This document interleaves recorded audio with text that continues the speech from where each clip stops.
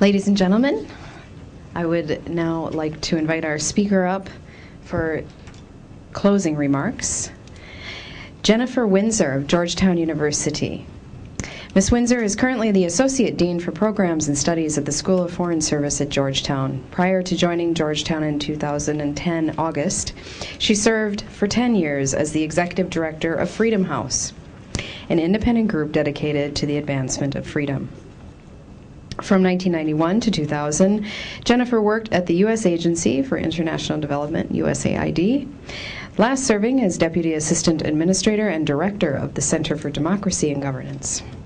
From 86 to 89, she worked for Senator Daniel Patrick Moynihan and then Congressman Ted Weiss on foreign affairs. She is a graduate of the Woodrow Wilson School at Princeton University and received her undergrad from Harvard University. Please welcome her for her closing remarks.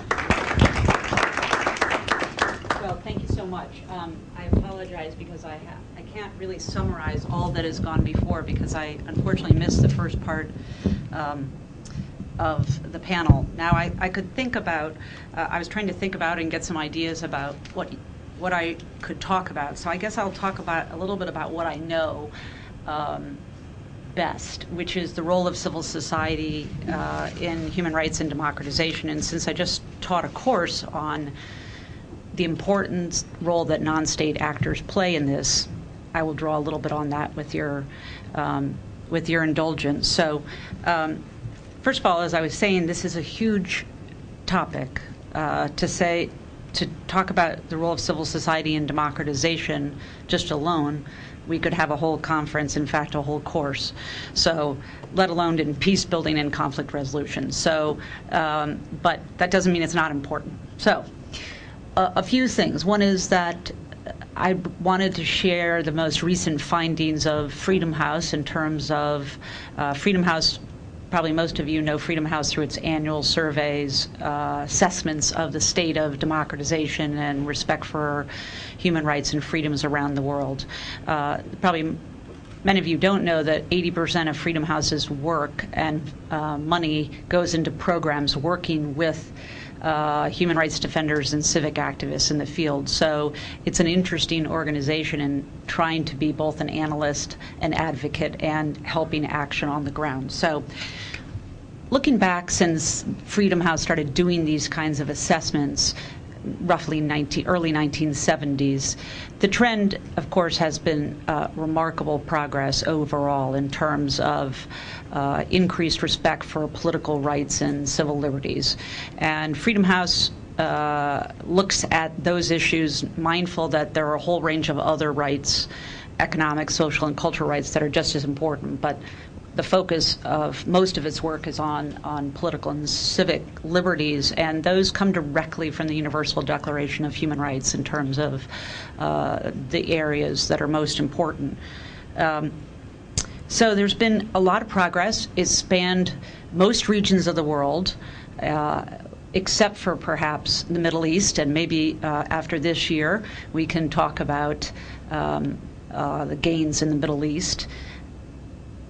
And if you step back and say what has driven most of that progress in respect for rights, it's not elites in government that decide in an enlightened way that they need to give up power and become more accountable and transparent. As much as we always would like to find a benign authoritarian regime, and we know that there are good people within governments that are trying to do the right things, typically all governments resist change, especially change that reduces the power of either themselves or of important political and economic elites that they depend on or have linkages to. So it has been civil society broadly conceived that has brought about change. They've done it in a variety of ways. Perhaps the most obvious way is popular movements that we've just recently seen in the Middle East, but they've also civil society has brought about that change in terms of, in less obvious ways, whether it's pushing for a change in a particular law, working at the grassroots level to make sure that local governments actually and national governments actually design projects and produce social and economic institutions that serve the interests of the people. And the important role that I think several have mentioned of civil society as a way to educate the population to become more tolerant of diversity and pluralism. Civic groups can serve as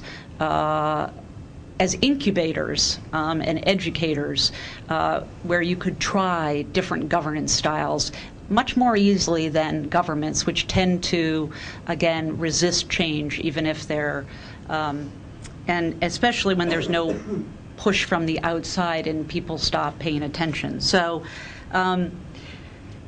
again, I'm making sweeping generalizations from 35 years, but so where have most of the gains been made? Well, in the electoral area, elections are much better run than they've ever been.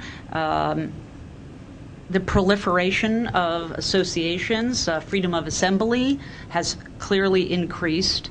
And I would also say the free flow of information. It's very hard now to restrict information flows, and which doesn't mean that people aren't going to try, and we're going to talk about that, but it's harder to repress one portion of a population without others knowing. I mean, maybe the only country that we really have no idea about what's happening inside is North Korea. And even North Korea, there's more and more information that's coming out. So this information flow that civil society also helps to perpetuate is a critical role. Now, where the world has made less progress is in significant institutional reform in terms of change in justice systems, in terms of eliminating corruption, the abuse of public funds for private gain.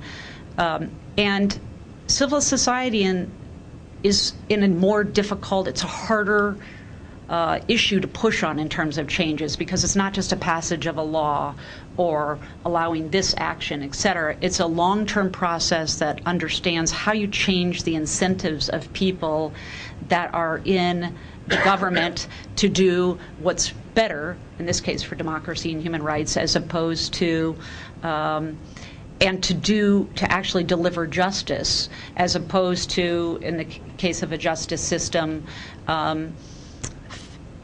basically some people are subject to justice and some people don't, depending on what group you're from, et cetera. So we've seen real difficulties in that area, which in some ways is understandable, because the justice system is in fact the epitome of the social contract between the government and the governed, and that the underlying power relations in countries don't change fast. So while we've seen elections, we've seen more groups, we're seeing a lot of opinions expressed. Somebody said previously, well, you always have the right to express your opinions, but we have the right not to listen. Exactly right. So rule of law reform, governance reform is actually about those in governments being forced to actually listen to the voices and do something to respond. And that's going to take a longer time. It's going to take a more sophisticated effort from inside the country to push for those changes. The last 5 years of record between 2005 and 2010, which that's how Freedom House does it, has seen actually more regression in terms of respect for political rights and civil liberties.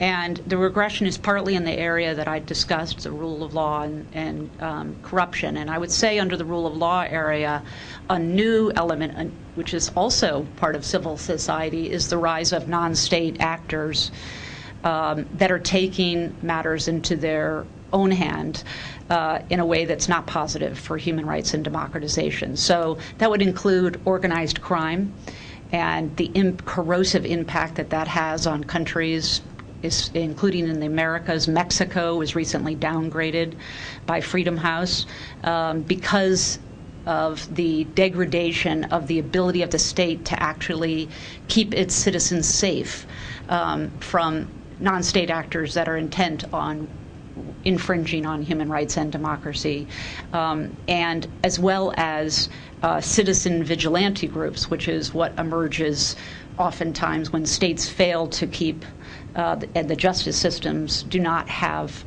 the confidence, then citizens just engage in mass violations and take matters into their own hands.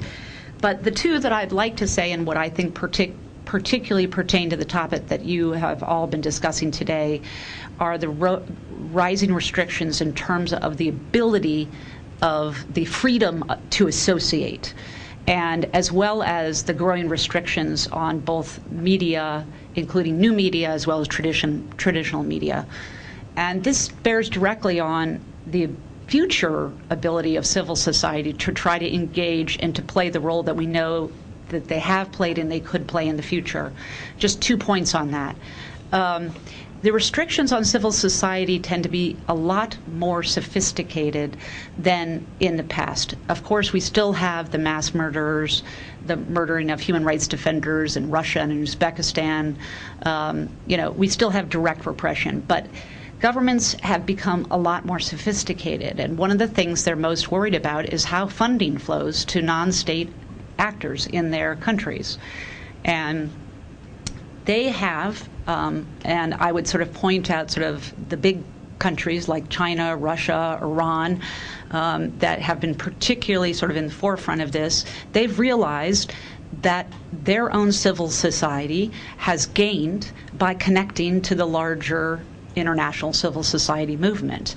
There has been a sharing of information that's clearly happened.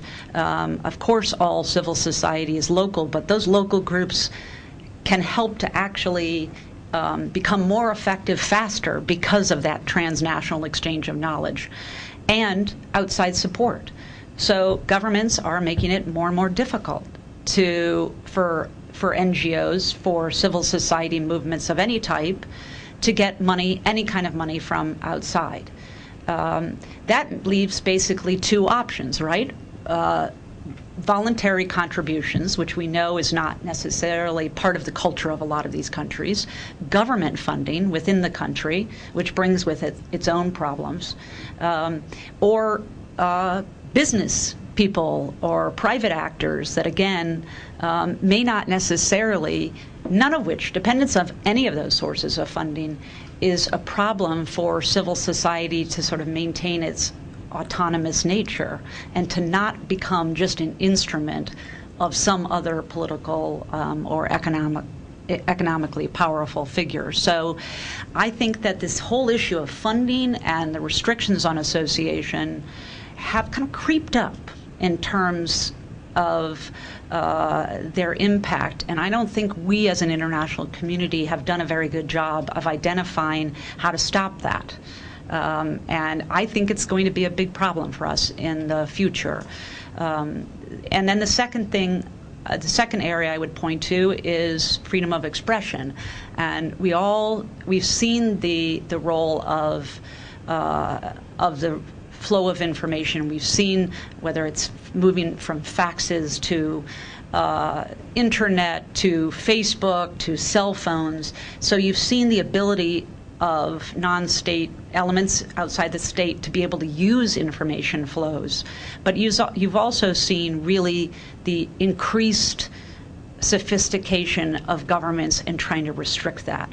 No one thought it was actually possible to cut off all access to the internet in Egypt.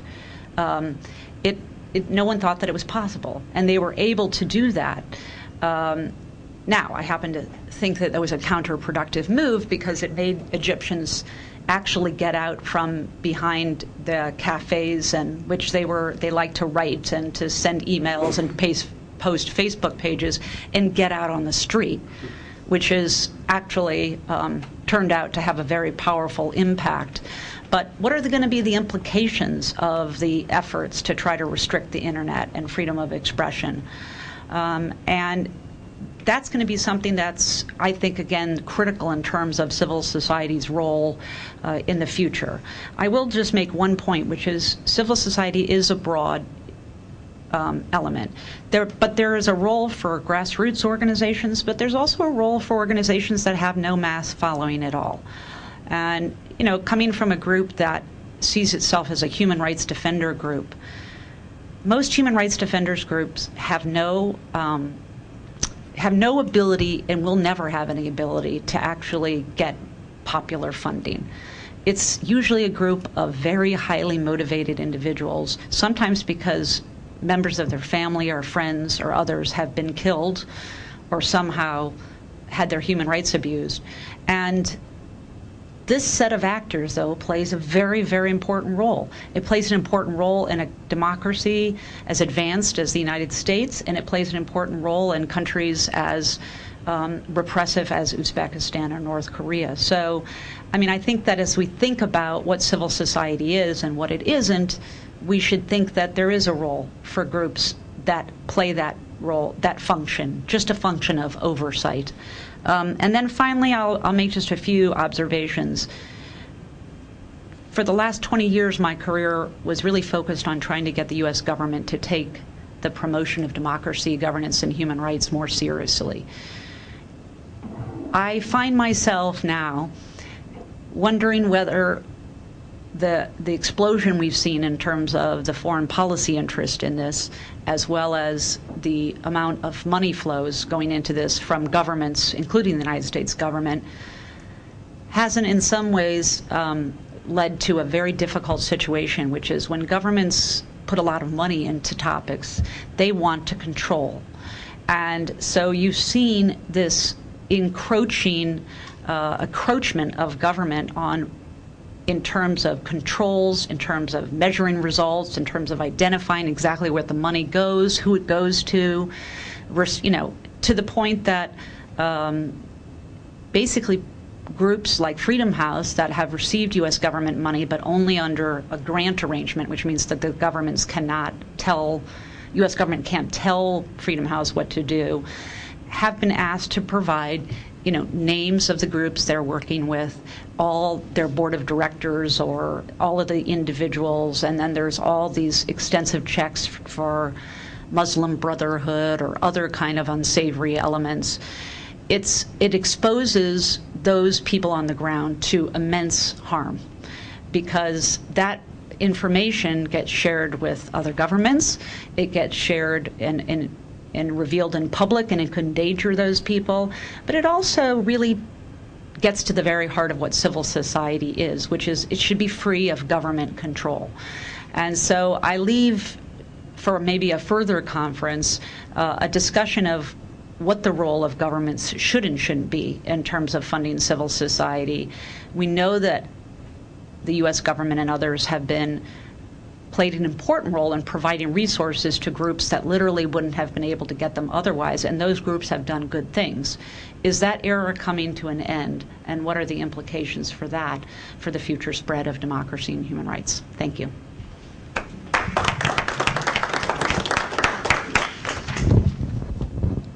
Ladies and gentlemen, thank you so much for being with us today. It was quite a robust conversation and really, lots of information, very full. So thank you to our wonderful speakers, moderators, and to the Berkeley Center for hosting this wonderful event. Of course, you can find out more about our respective institutions at our websites, the Rumi Forum website and the Berkeley Center website. And there is much reading material out there, so please grab a hold. And thank you all for being with us today. It was wonderful to have you. Thank you.